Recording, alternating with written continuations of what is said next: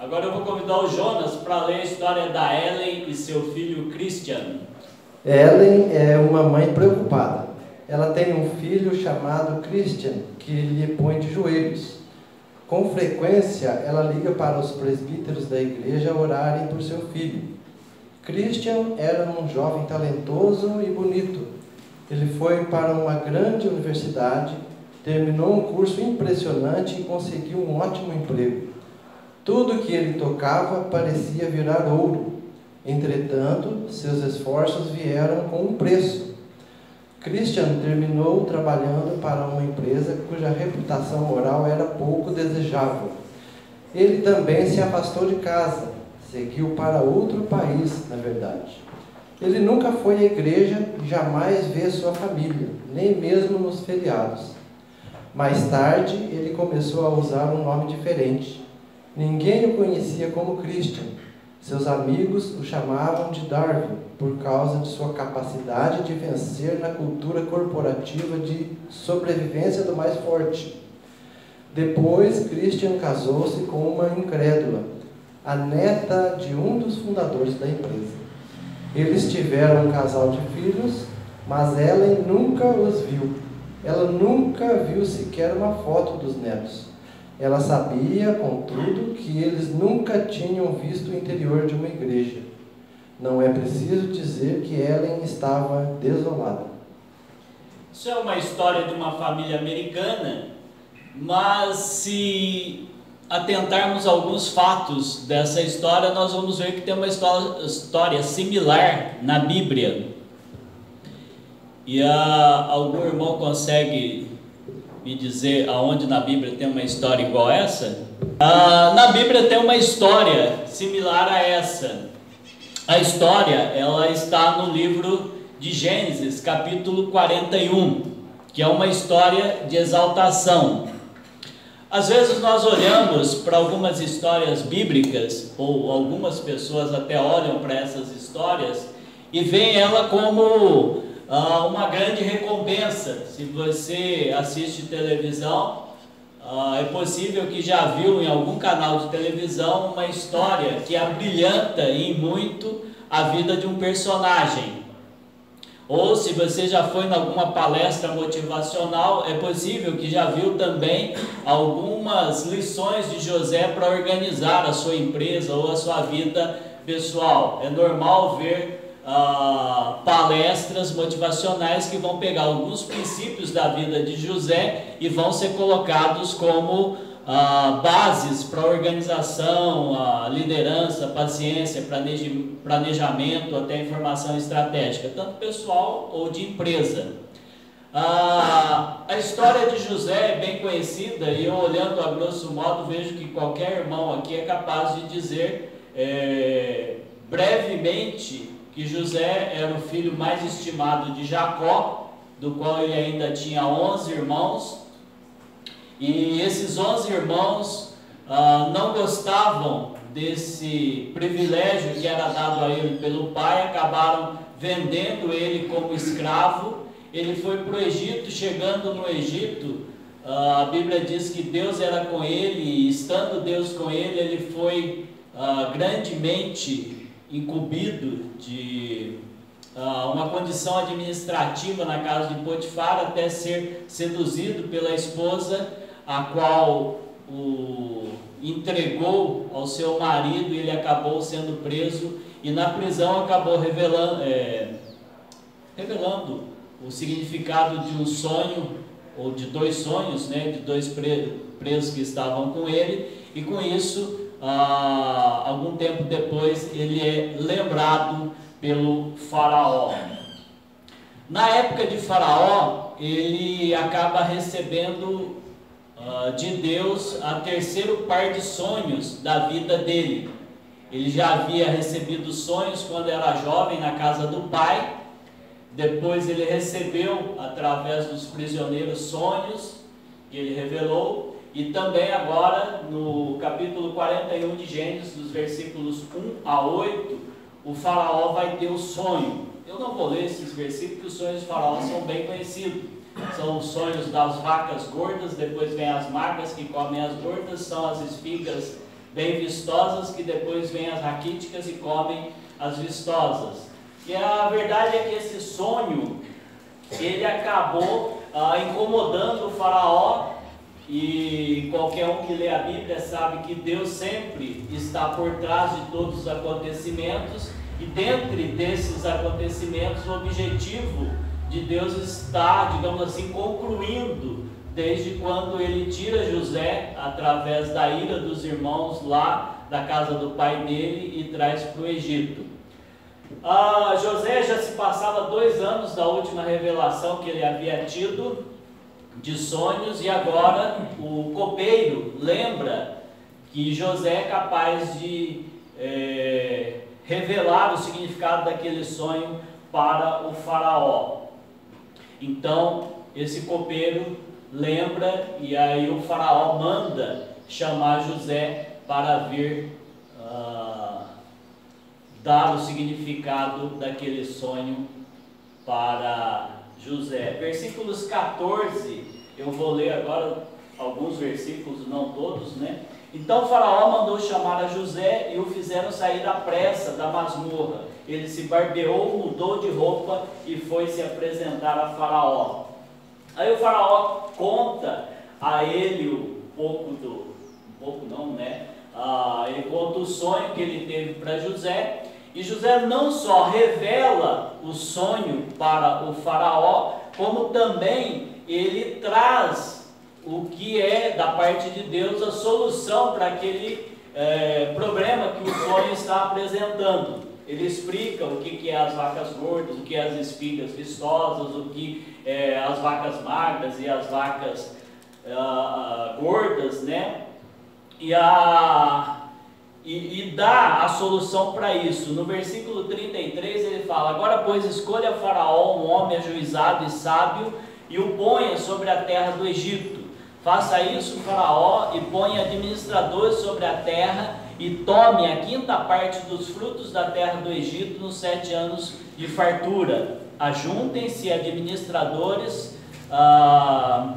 toda a colheita dos bons anos que virão, recolham cereal debaixo do poder de faraó, para mantimento na cidade, e os guardem. Assim, o mantimento será para abastecer a terra nos 7 anos da fome que haverá no Egito, para que a terra não pereça de fome. Então ele não só traz a revelação, como ele também traz para o faraó a solução daquele problema.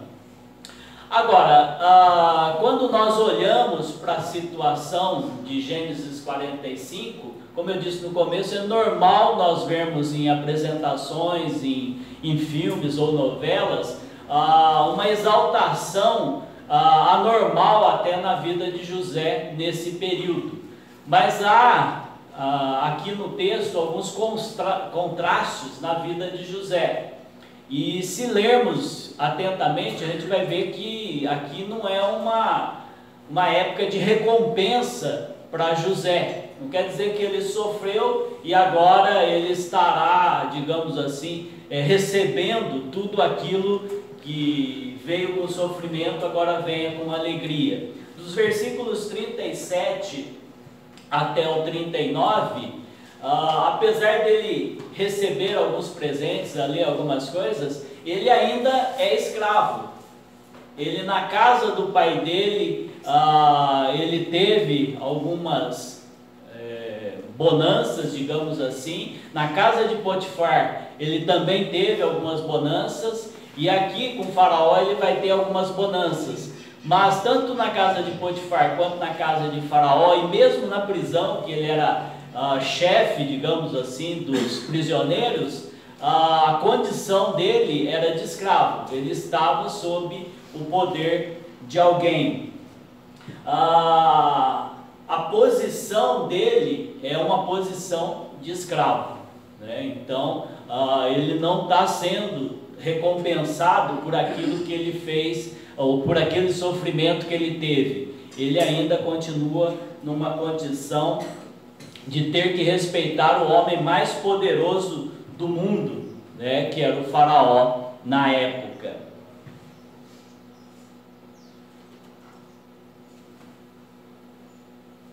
Versículo 40 diz que administrarás a minha casa e a tua palavra obedecerá todo o meu povo. Somente no trono eu serei maior do que tu. Então ele tinha, digamos assim, toda a autoridade lá no Egito, mas a palavra final, se algo ele fosse tomar uma decisão contrária aos costumes dos egípcios, ele teria que passar pelo faraó. Administrativamente, ele cuidaria de toda a casa ou de todo o território egípcio.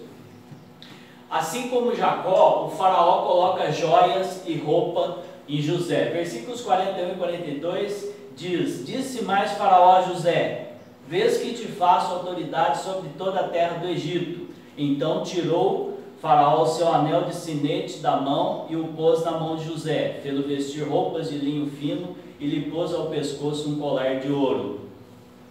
A mesma situação que aconteceu na casa dele, quando o pai dele começou a encher ele de presentes, principalmente com aquela túnica colorida que despertou a ira dos seus irmãos, o faraó também faz a mesma coisa. A diferença é que agora ele está numa posição privilegiada, mesmo como escravo, mesmo como dependente do faraó, ele ainda tem os mesmos presentes, né? Ele continua sendo privilegiado na sua vida pessoal. Então, da mesma forma que Jacó o agraciou, né? Agora o faraó também está agraciando ele com roupas e até com seu anel. Na casa de seu pai Jacó, quando Jacó e os irmãos de José ouviram os relatos do sonho e a interpretação, né, quando ele fala que ele está no campo e os fechos dos irmãos se dobram a ele, os irmãos ficam irados. Depois, quando ele diz que no outro sonho as estrelas e aí agora o sol e a lua, em referência ao pai e a mãe, se curvam diante dele, os irmãos ficaram ofendidos em relação a essa interpretação. Eles não acreditaram que aquilo poderia acontecer. O faraó já fez ao contrário. O faraó já deu muito crédito ao que ele falou. Ele entendeu como aquilo uma revelação divina. Não que o faraó acreditasse no Deus de José. O faraó era considerado um Deus para os egípcios. Então, ele entendia que os deuses lá do Egito poderiam trazer sabedoria para ele. Quando José traz a revelação e ele diz que isso é uma palavra do alto e ninguém poderia trazer algo semelhante se não tivesse uma condição de receber isso dos deuses, ele não está pensando no Deus que José tinha, mas está pensando em alguma divindade pagã do Egito. Mas ele dá valor naquela interpretação que José trouxe para ele. Se Jacó tivesse atentado aos sonhos de José lá na infância, talvez a história seria outra. Mas se a história fosse outra também, nós talvez não teríamos o resultado que temos hoje com Jesus Cristo. Mas Jacó poderia ter reagido e pelo menos ter dado atenção àquilo que José havia falado. Versículos 43 e 44, o faraó fê-lo subir ao seu segundo carro e clamavam diante dele: inclinai-vos. Deste modo o constituiu sobre toda a terra do Egito. Disse ainda faraó a José: eu sou faraó, contudo sem a tua ordem ninguém levantará a mão ou o pé em toda a terra do Egito.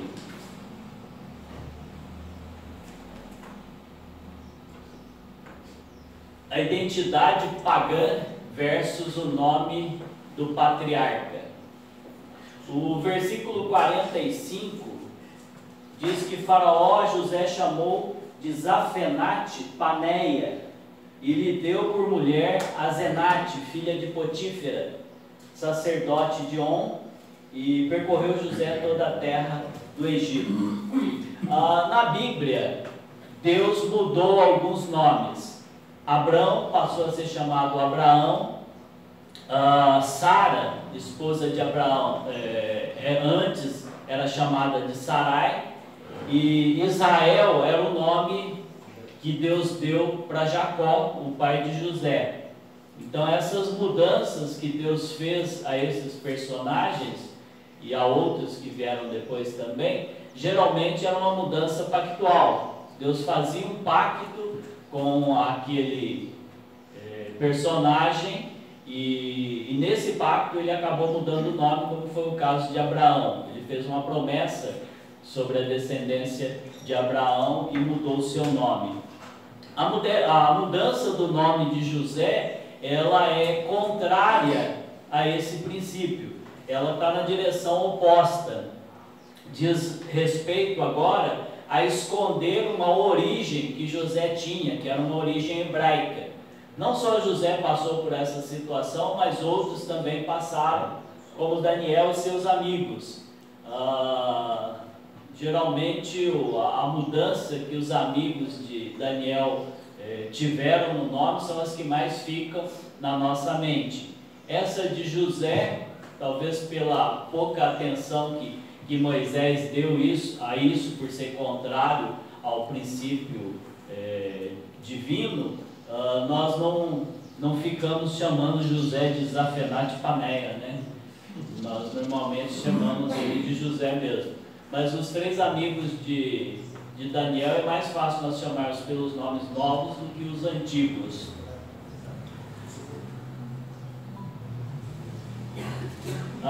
Nesse mesmo versículo vai aparecer a esposa pagã versus a provisão do patriarca. Nesse versículo, mesmo que não era da vontade de José, né, no final fala que ele deu por mulher a Asenate, filha de Potífera, sacerdote de On. José quebrou uma tradição patriarcal ao casar-se com a mulher egípcia. Da mesma forma que alguns já haviam feito isso daí, né? O bisavô dele, Abraão, também havia se relacionado ou casado com a egípcia. Agar, que é a mãe de Ismael, ela era egípcia. O irmão dele, Judá, também tinha quebrado essa regra e casado com uma mulher que não era do contexto de família deles. Mas Abraão, ele fez o servo dele jurar que não iria pegar ou conseguir uma mulher para Isaac que não fosse da parentela dele. Quando o servo sai para buscar uma esposa para Isaac, ele faz um juramento bem sério para a época ou para o contexto deles. O Isaac também pede para Jacó que não faça uma escolha entre o povo pagão para sua esposa, né? E o Jacó vai até a família de sua mãe, que era a mesma que o servo de Abraão havia buscado a esposa para Isaac. Na realidade, esse versículo é uma imposição do faraó para ele. Então a gente não pode ficar desesperançoso de que José estava, digamos assim, decidindo por uma traição ao seu Deus. Ele estava impossibilitado de tomar uma decisão por si próprio, uma vez que ele era escravo e estava sob a tutela ou a ordem de Faraó. Então, o convencimento de que a situação foge aos dedos, né, ou ao que José pudesse agarrar, nos dá esperança que no futuro José vai tomar algumas decisões que podem demonstrar que ele ainda é temente a Deus. E com isso vem, a partir do versículo 50 de Gênesis 41, vem o que é esse vislumbre de esperança, uma vez que até aqui José é conduzido pelos desejos de Faraó. Agora Deus começa a mostrar o quanto José ainda é ligado nele, né? Nele que eu digo em Deus, o quanto José ainda tem suas raízes de tradição e de temor a Deus. Versículo 50 diz que antes de chegar a fome, nasceram 2 filhos a José, os quais lhe deu Asenate, filho de Potífera, sacerdote de On. José, o primogênito, chamou de Manassés, pois disse: Deus me fez esquecer de todos os meus trabalhos e de toda a casa do meu pai. Ao segundo chamou-lhe Efraim, pois disse: Deus me fez próspero na terra da minha aflição. Então, quando Deus dá a José esses dois filhos, a gente começa a ver o quanto José, apesar de toda a paparicação ou toda a estrutura que Faraó dá a ele não perdeu as suas raízes e não está distante do seu Deus. Ele revela o seu caráter ao escolher o nome dos filhos. Durante todo o processo que a interpretação dos sonhos de Faraó trouxe a José, ele aparece que meio que acuado, né? Só o Faraó é que decide por ele, parece que ele não tem reação. É lógico que a história é compactada na Bíblia, né? Não sabemos como era a vida dele ao todo. Mas agora que ele tem os seus filhos, as suas ações tornam claras de o quanto ele é temente a Deus. E ele se identifica novamente ao seu povo, aos hebreus, quando ele dá o nome dos filhos. Aí ele pode escolher, e ele escolhe a lembrança dele do passado e do futuro no nome dos seus filhos. O senhor de José é egípcio, a condição dele é de escravo, mas ele agora pode escolher o seu futuro com base em seus filhos. O mundo inteiro de José, dos 17 aos 37 anos, são 20 anos como egípcio. Ele ficou mais tempo como egípcio até aqui do que como hebreu, porque como hebreu ele ficou até os 17 anos, depois ele passa a viver um contexto egípcio. Então a ideia que pode passar a qualquer um de nós que sai de casa aos 17 anos e vive até os 37 em outro local é que ele adquira as características daquele ambiente e acaba esquecendo o passado dele, porque se pensarmos de 0 a 17 anos, tira aí uns 5 anos que não entende muita coisa, já cai para 12 anos de vivência. No contexto de hoje, de 10 anos em diante, as crianças já estão bem mais conectadas com a vida. Mas alguns anos atrás, na minha época, até os 12 anos, pouca coisa se entendia da vida. Depois dos 50 é mais fácil lembrar dos sofrimentos dessa época até os 10 anos, mas até os 10, 12 anos eu não tinha noção do que a vida estava difícil ou não. Todavia, depois de 20 anos como egípcio e uma pouca vivência como hebreu, ele tem a chance de fazer uma declaração fortíssima das suas origens ao dar os nomes aos seus filhos. Então seus filhos chamam Manassés e Efraim.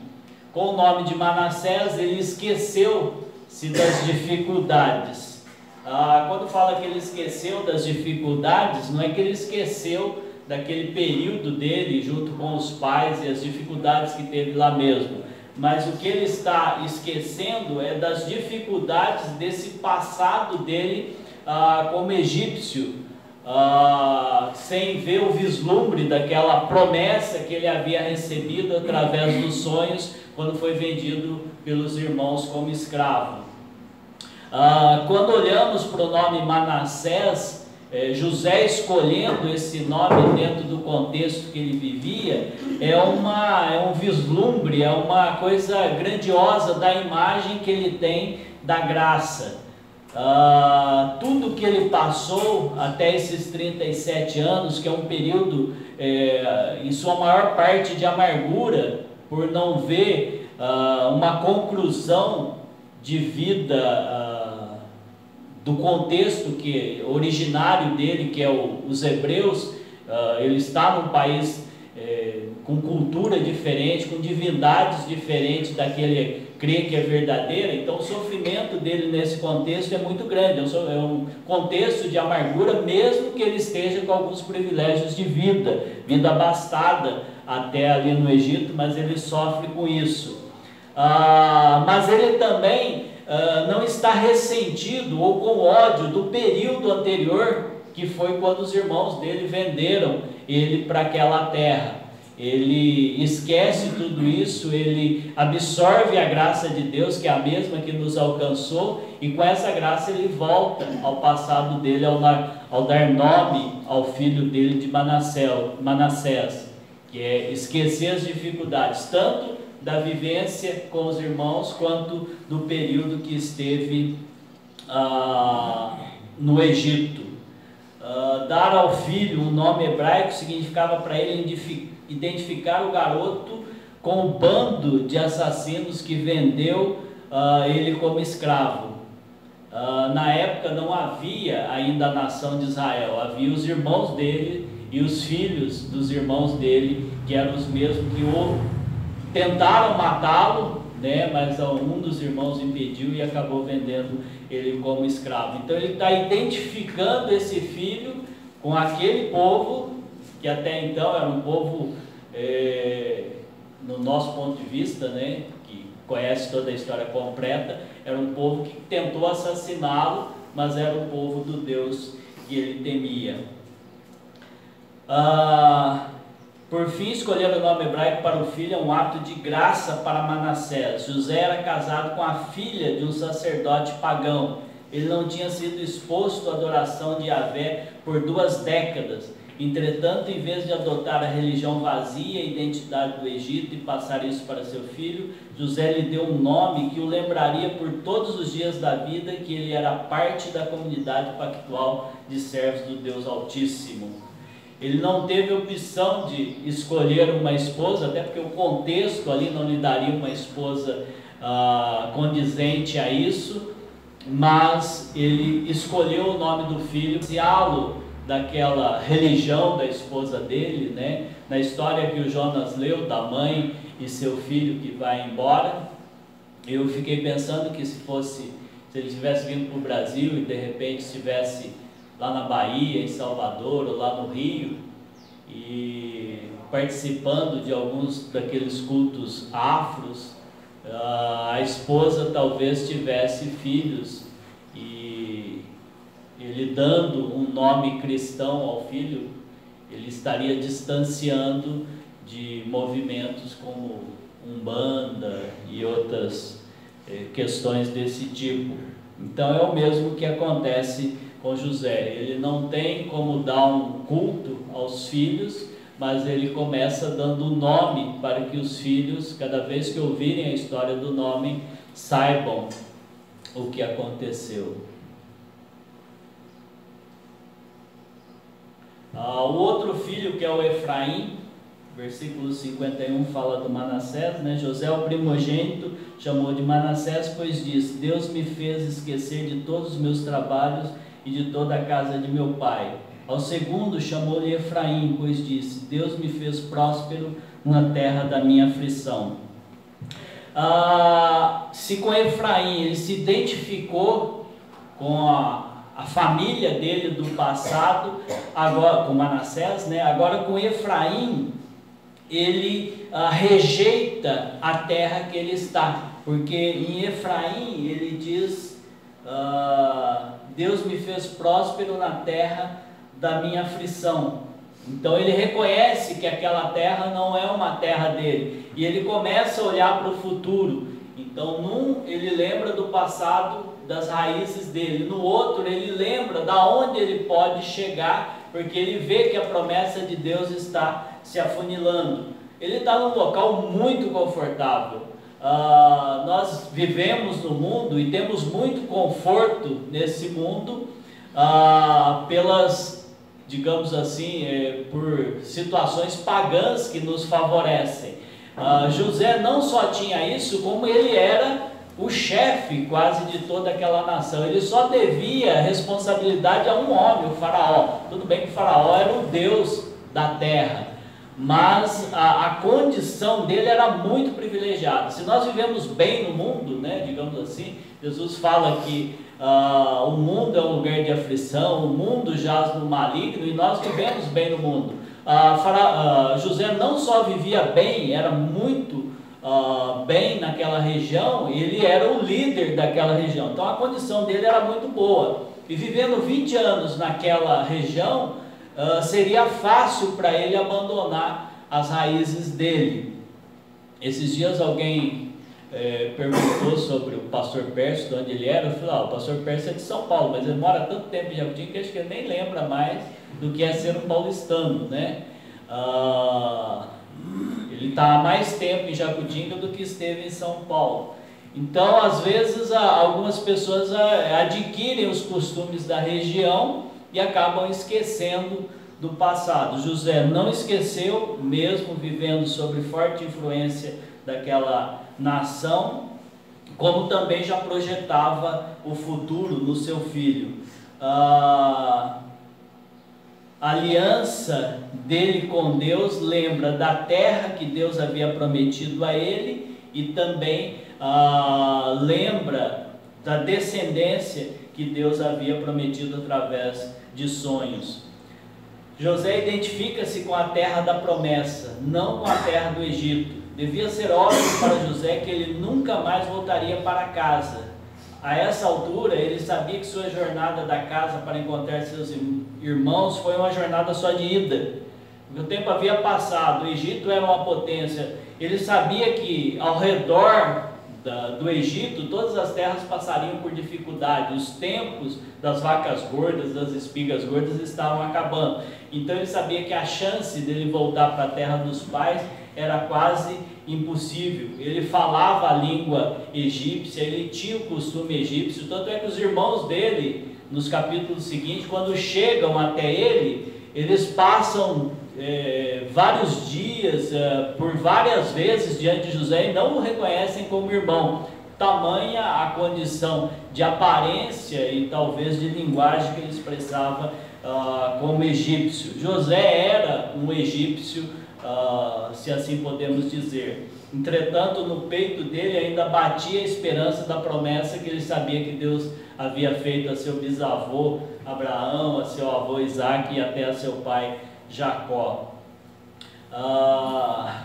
Então essa é a condição que José passa ou adquire de mesmo como escravo, sentir-se livre com o nascimento dos seus filhos. A semente. Agora o plano providencial de Deus está em primeiro plano. Parece redundância, mas não é. É que o plano que Deus havia estabelecido para o seu povo, nos primeiros sonhos de José, agora ele traz à tona. Então, 20 anos depois do que ele havia apresentado a José, agora torna-se claro isso. Deus deu o primeiro sonho para José, mostrando o que ele faria, a necessidade que o povo teria disso.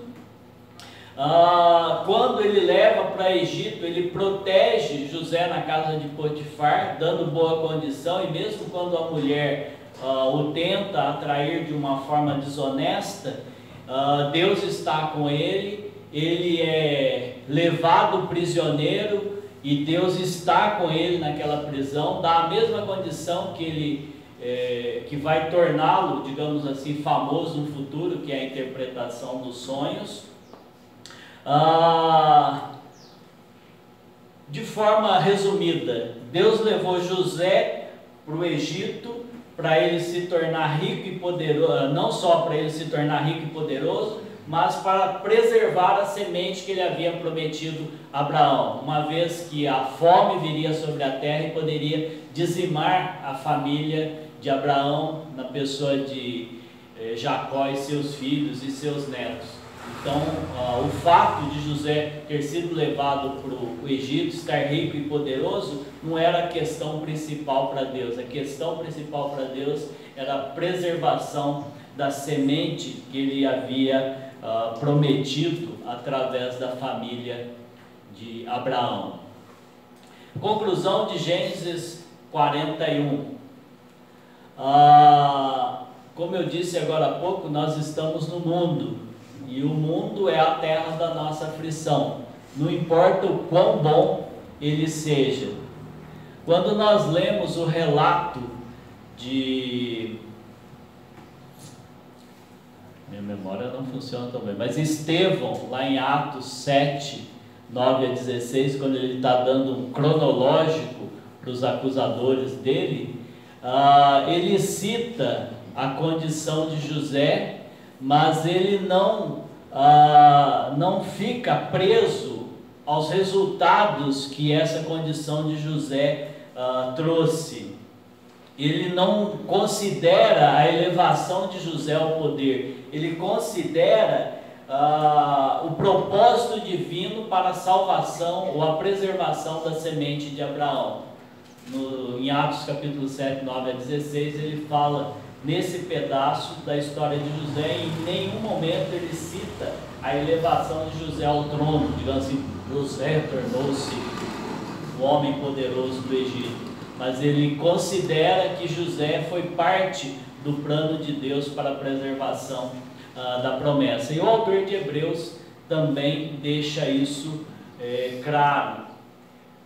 O fato é que não importa quão boas coisas fiquem nesse mundo, por melhor que eu possa me dar bem nesse mundo, seja pela minha atividade profissional, pela minha condição financeira, ou até pela boa exposição do meu segmento religioso, isso não deve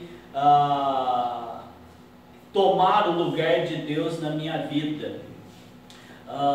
Eu só vou estar bem nesse mundo se a presença de Deus estiver na minha vida, porque nesse mundo eu sou escravo do mundo se eu não for escravo de Jesus.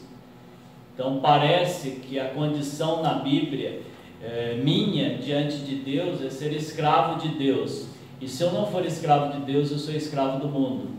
E mesmo que os desenhos levem de uma luta contra o bem e o mal, aqui não é uma luta do bem contra o mal, é um favorecimento para o nosso Deus. Ser escravo do nosso Deus é bem mais importante do que ser escravo desse mundo. Então a história de José, principalmente na esperança que ele teve através de Efraim, é de que por melhores que estejam as coisas nesse mundo, nós estamos num campo de dificuldade, e a esperança deve ser de que virá um mundo melhor, que é um mundo que Deus nos tem preparado no futuro.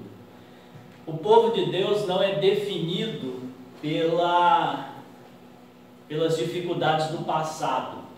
A reação de José às circunstâncias passadas, ao dar o nome do filho dele de Manassés, é uma identificação com o povo do mundo, é a graça divina em ação. Eu não posso ler uma história de José e ficar carregando na minha vida as desculpas pelas minhas feridas, decepções e fraqueza.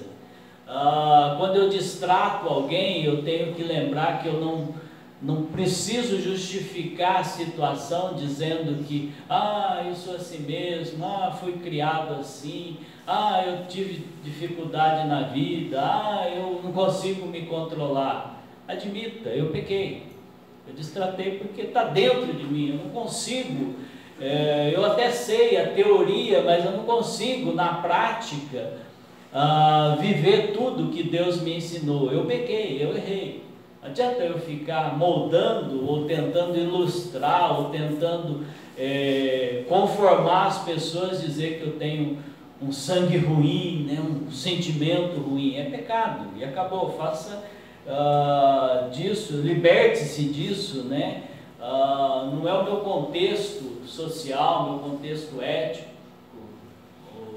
o meu excesso de cabelo, minha falta de cabelo, meu cabelo enrolado, meu cabelo liso, que faz de mim uma desculpa suficiente para pecar ou para justificar o meu pecado.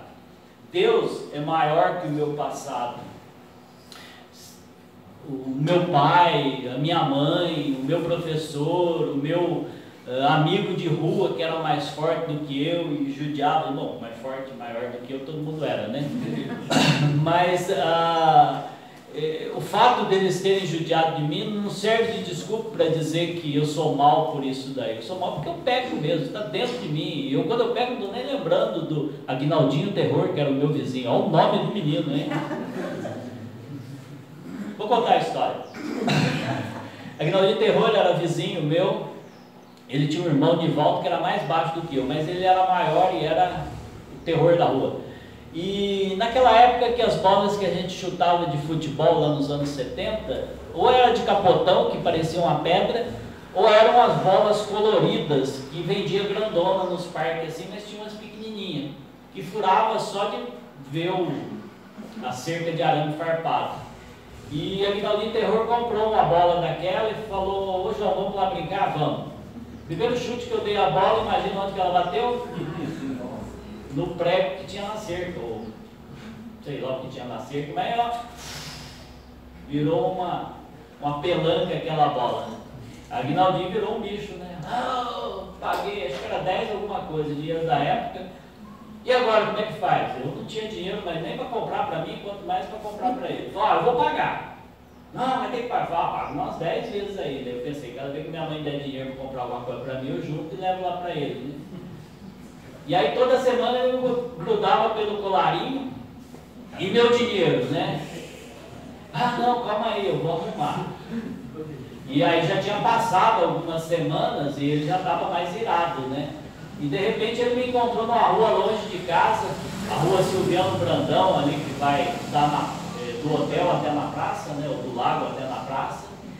E a hora que ele me grudou pelo colarinho, já com os olhos vermelhos, eu falei: agora lascou, estou longe de casa. E ele me sacoalhou assim, acho que as minhas perninhas até balançavam. Tinha um açougue ali onde a drogaria americana, na esquina ali tinha um açougue. Tinha um amigo meu que era vizinho quando eu morava naquele local ali, chamado Zé Dito, trabalha como açougueiro da cidade. E a hora que o rapaz me grudou e levantou assim, o Zé Dito saiu na porta. O Zé Dito era magrelo, alto, assim, maior que nós dois juntos, um em cima do outro. E a hora que o Aguinaldinho viu, e já era um personagem conhecido, né, o Zé Dito falou lá poucas e boas e os diabos e qualquer coisa para ele, que nunca mais ele me cobrou aquela bola, né? Então, eu não posso usar esses argumentos do passado de ter sido humilhado, né? Eu era baixinho, gordinho, então os apelidos não eram agradáveis na época, mas esses bullying, hoje tem nome, na época não tinha, na época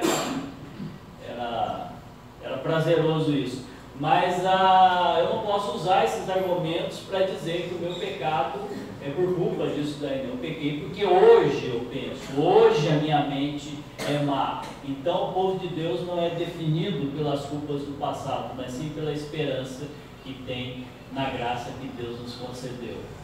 Dar nome aos filhos é uma oportunidade de evangelizar. Manassés e Efraim, os nomes que José deu aos seus filhos, fugia completamente do que os filhos dele iriam conhecer. Os filhos dele só viveram no Egito, então eles só conheceram aquela cultura. Mas em algum momento que eles perguntaram, ou que alguém perguntou, ou que o pai falou o significado daqueles nomes, eles conheceram a graça de Deus na vida do pai, passada e futura. Então dar nomes aos filhos é uma oportunidade de evangelismo. Tem algumas pessoas que às vezes exageram nos nomes, né? Esse quadrinho aí, não sei quantos conseguem ver, mas a enfermeira fala: que gracinha, já escolheram o nome? Aí a mãe fala: made in USA, que ela viu escrito no berço, né, que era feito nos Estados Unidos, made in USA. E tem uma outra historinha de uma mulher lá do norte do país, que ela conta que uma das irmãs dela chama My name Mary Jane. Daí perguntou: mas por que é isso daí? Quando minha irmã estava para nascer, meu pai e minha mãe foram no cinema e chegou lá, o filme não era dublado, e teve um pedaço que o cara chega para a moça e fala para ela: What's your name? Ela fala: My name is Marianne. Aí ele falou: bonito esse nome, My name is Marianne. Então ficou esse o nome da moça. Então dar nome pode ser uma oportunidade de evangelismo. Minha mãe sempre me lembrou que meu nome era João Batista, por causa de João Batista, que teve a cabeça cortada, e era o mesmo nome do meu pai. Meu filho chama João Marcos porque no dia que ele nasceu eu ouvi uma mensagem sobre João Marcos e o personagem João Marcos na história de Paulo, eu acho impactante o que acontece com ele. Então, dar nome aos filhos pode ser uma oportunidade de evangelismo ou de, pelo menos, de começo para uma história bíblica. É isso aí. A história de José, ela pode ser usada como uma exaltação de uma pessoa ou, de repente, uma observação do que um plano de Deus pode fazer na vida da pessoa. Eu posso ser exaltado diante dos homens e esquecer totalmente do meu Deus, ou eu posso ser humilhado diante dos homens e nunca esquecer do meu Deus. José foi exaltado e teve a condição de esquecer toda a sua origem, até pela forma que os seus irmãos assassinos, digamos assim, tentaram destruí-lo, mas ele nunca esqueceu a origem, porque sua origem era baseada em um Deus poderoso e que através da graça havia feito uma promessa futura, não só para os avós dele, como passava por ele e pela descendência dele. Então que esses princípios que são mais importantes do trono que José conseguiu alcançar estejam em nossas vidas e nós possamos sempre lembrar do nosso Deus como alguém que tem algo futuro para nós, independente da nossa condição hoje. Vamos orar? Senhor, obrigado por esse dia, pela Tua palavra que podemos ler e aprender através dela princípios de sabedoria para a nossa vida. Ajuda-nos nesse contexto sempre expressarmos a Tua grandeza através das nossas ações, através daquilo que fazemos. E ajuda também, ó Deus, a nunca utilizarmos como desculpa as dificuldades do nosso passado para abafarmos o pecado que há em nós e ao lembrarmos isso, sabemos que o Senhor, através da Tua graça, é capaz de nos auxiliar a darmos um bom testemunho e a nos livrarmos de situação que é tão incômoda diante da Tua divindade. Por isso que eu oro, em nome de Jesus. Amém.